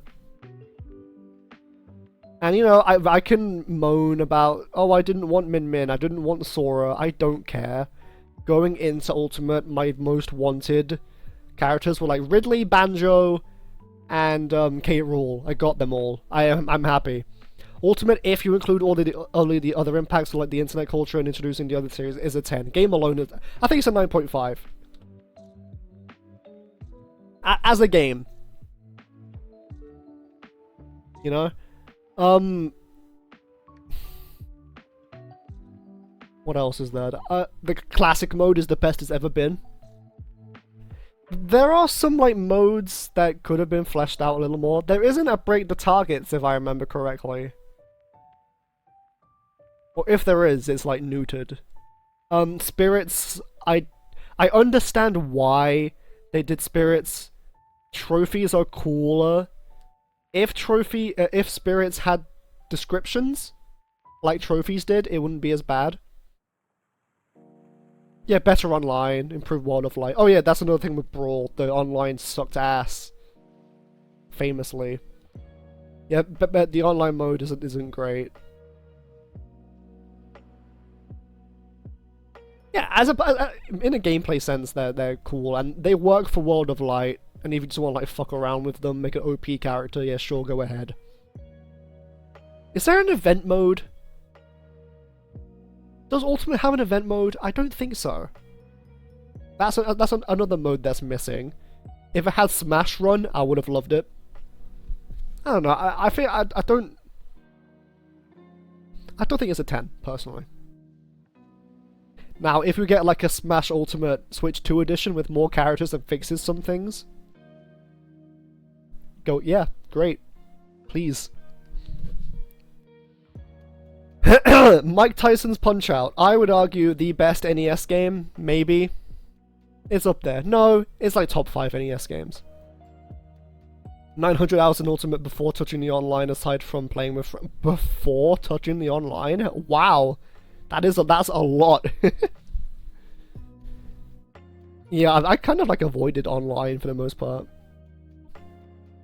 Load times, yeah, and like changing the colors, or like the alt colors of characters on the selection screen was really slow to like load all the PNGs. Like, I get it, there's a lot of characters and a lot of PNGs, so like, sure.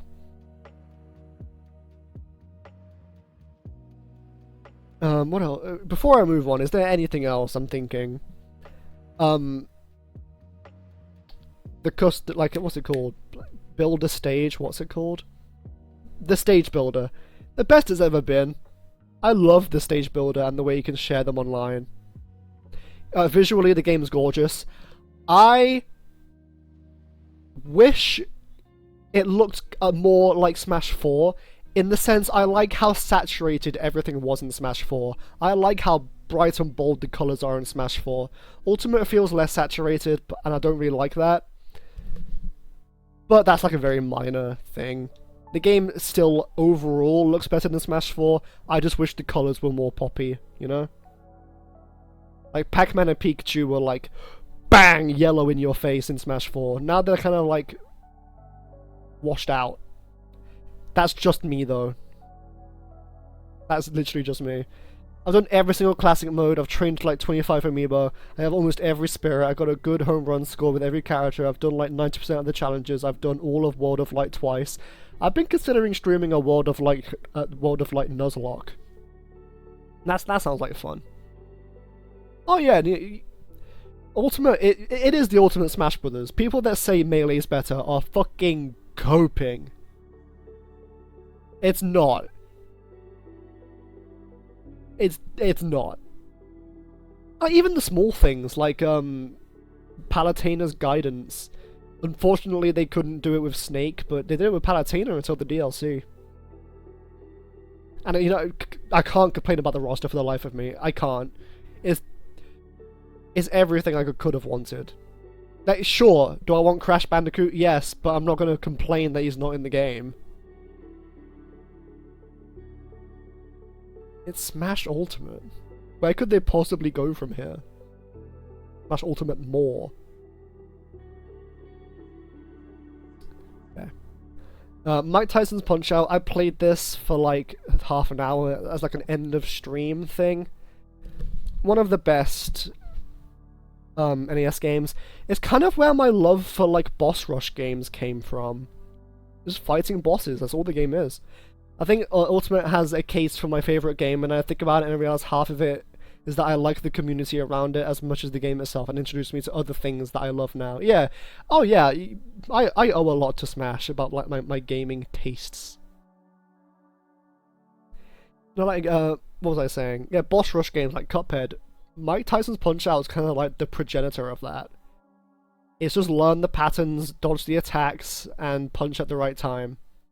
Smash Ultimatist, Switch 2 version, Smash Ultimatist, Switch 3 version.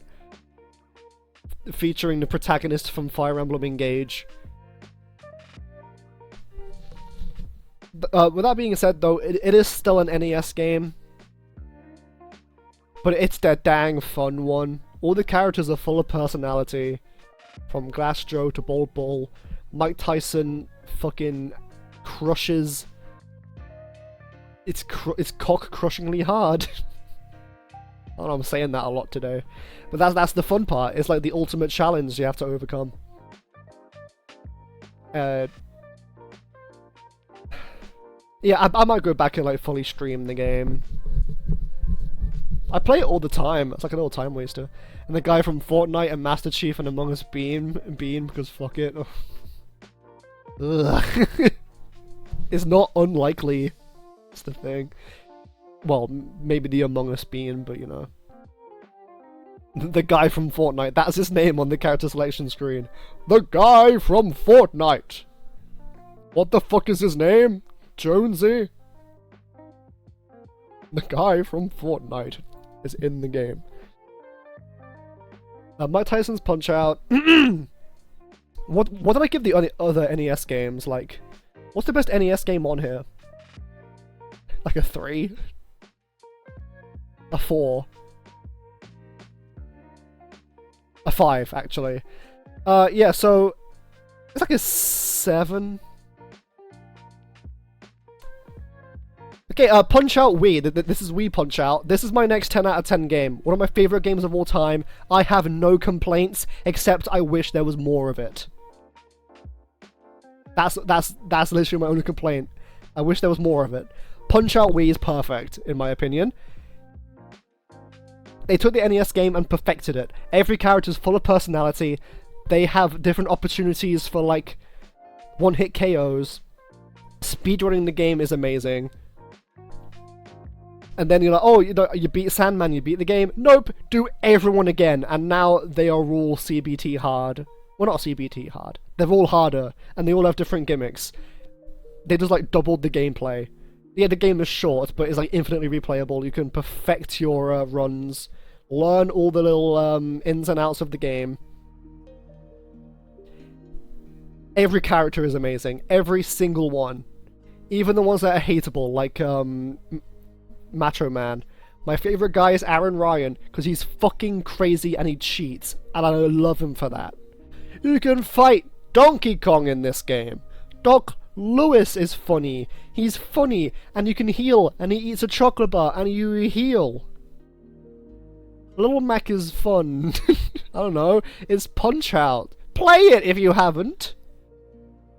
God, what a new one. It's not racist. People are like, oh, is that racist Nintendo game? It's not racist.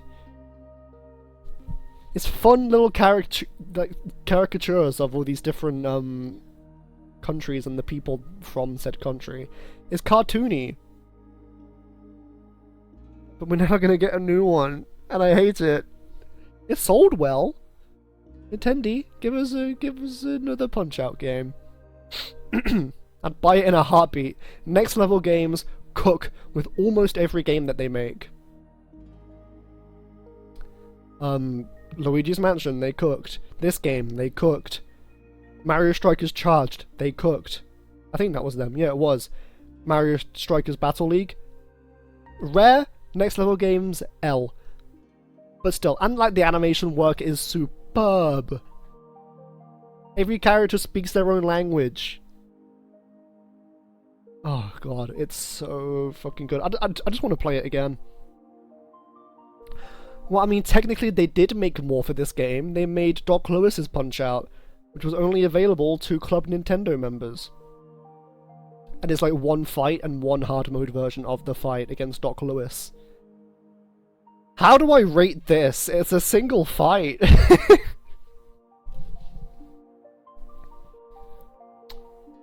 How do I rate a singular fight? It's like an 8.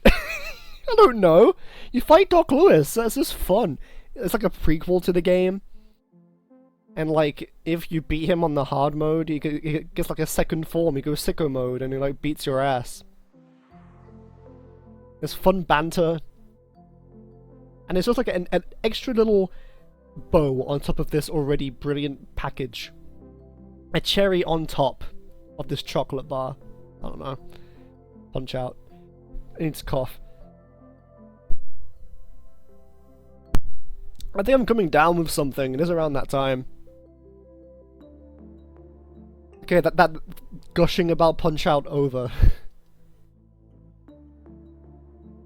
Tetris Attack. This game is actually nothing at all like Tetris besides its blocks falling. But like the way you go about it is different. You're matching colors. Like colored squares. And like making combos that you can... It's essentially Puyo Puyo with blocks to send trash to the other player. And it's actually a reskin of a Japanese game called Panel de Pon. And that's where the lipstick item from Smash comes from. The flower item. And it's pretty good. It's all Yoshi characters in this one, and not little anime girls. My favourite part is, if you play as Lakitu, and if someone beats you as you play Lakitu, Lakitu says, "I hate you openly and without regret." Why was Lakitu so pressed that he lost a game of Panel de Pon? Game's fun, the AI is challenging. If you like falling block puzzle games, Tetris Attack is among the best. They made a Pokemon version called Pokemon Puzzle League for the N64, based on the anime, actually. And it's like an 8.5 for me. I love this game. I play it all the time when I'm bored. I'm like, I'll just put on some Tetris Attack / Panel de Pon / Pokemon Puzzle League. It's all the same. Yeah, but it's nothing at all like Tetris, except for falling blocks. So yeah.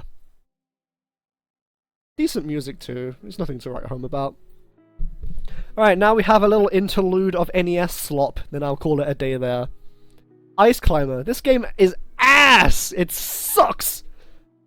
It's another one of those NES games where it feels bad to jump. It's so floaty, and you just sometimes jump through things that you feel like you shouldn't be jumping through. You die in one hit. You commit to your jumps, and it's really hard to aim your jumps. The only thing it has going for it is that it has the ice climbers from Smash Brothers. And there's like 20 levels. You don't even have to play them all, you can just select your level from the main menu. There's 2-player mode, I guess, if you want to submit your friend to playing Ice Climber. Why would you do that? No. It's an 8, it's like a 1.5. It's not a 1, because it's not broken, it's just not fun. There's no reason to go back and play Ice Climber. They should make a gritty reboot for Ice Climber, where it's all like realistic and edgy. Balloon Fight. As far as NES slop goes, it's among the best of that category. The actual Balloon Fight mode itself, it's nothing to write home about. You fly around, pop other people's balloons, and kick them into the abyss below. And they get eaten by a fish. The sound effects are fucking horrible. It's like high-scritched beeping and boops and bad. The main appeal for me, though, is Balloon Trip. It's like a How Long Can You Survive? It's kind of like Flappy Bird, kind of. And as far as I know, it's endless, and it's got good music. Graphically, it's fine for an NES game. It was one of Satoru Iwata's first projects, so there's that. Is Villagers Up B for some reason? It's just a Balloon Fight reference. I guess because you can play Balloon Fight in the first Animal Crossing game.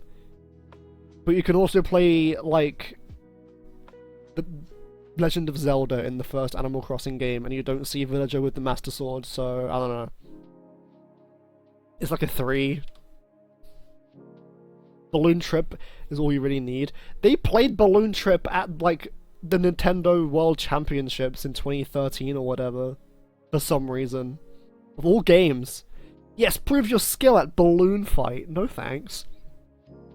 Excite Bike is nothing. It's a nothing game. It feels awful to play. I don't understand why this took off. Back in the day, it's slop. It's bad. Controlling a vehicle has never felt worse. It could, even in Mario Kart World, just gonna keep ragging on that game.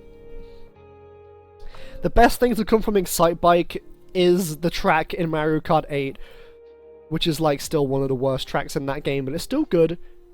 The tracks are like randomly generated, I think, or something. It just doesn't feel good. It's like a 2. It's still better than Ice Climber. Because it's not a platformer, it's a racing game, I guess, but it's not a good one. It's still better than Mario Kart World, though, Lamau. No. No. Right, Clue Land. I do not know what to say about this one. It's a cool idea. Like, swinging around poles to move and collect the things. And just going from level to level. It's an arcade-style game. It's got good music. It's a cool gameplay style. There's really nothing like it. But it's like another NES game that you play for 5 minutes. Maybe 20 minutes if you're like really digging it. But there's no reason to play it these days. I like it more than Excitebike. Probably another 3, I think. Look at all these flashy colours though. I feel like I've done fucking nothing this stream. This list is way bigger than I thought it would be. I might have to do more of these in the not-so-distant future. For my own satisfaction, if anything. Just tick all the boxes. Sorry, I need to cough again. Should have got more water. NES Open Tournament Golf. This is the first one, I think. This game is nothing. It's nothing. It's golf on the NES. You expect it to be good? The only good thing to come from this is that they reused the maps, the courses in Wii Sports Golf. Aside from that, there's nothing here of worth. It's the first one. It's nothing. It's just pure nothing. Like tennis on the NES, I get it. Fine. Golf is boring as it is. You want to squish it onto an NES cartridge in 8-bit? You play as Mario? No, that's the thing. It's got Mario in it. It's got Mario, Luigi, Peach, and Daisy, I think. At least they're on the box art. It's technically a Mario game. It birthed the Mario Golf series. That doesn't save it. It's awful.